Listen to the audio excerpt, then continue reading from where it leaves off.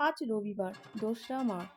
গতকাল অর্থাৎ ১লা মার্চ শনিবার মঙ্গলামা ঘোষণা করেছিলেন উনি কিছুদিন ভক্ত দেখবেন না। তা সত্ত্বেও আজ বহু ভক্তের আগমন। সেই ভিডিও আপনাদের সামনে তুলে ধরলাম। তাই আজ মঙ্গলামা আবারও ঘোষণা করে দিলেন অসুস্থ এবং ছোট্ট ছোট্ট শিশুদের বা বয়স্কদের নিয়ে এই গরমে মন্দিরে আসবেন না। মায়ের নাম ঘরে বসেই জপ করুন, তাহলেই মিলছে উপকার। অযথা এই গরমে মন্দিরে ভিড় বাড়াবেন না, কারণ মঙ্গলামাও অসুস্থ হয়ে পড়ছেন।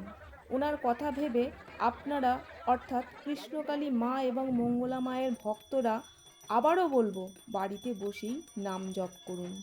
সবাই ভালো থাকুন, সুস্থ থাকুন আর মায়ের কথাটা মন দিয়ে শুনুন। অসুস্থ পেশেন্ট বাচ্চা এই গরমে আনবেন না। মঙ্গলামাকে ভালো রাখুন।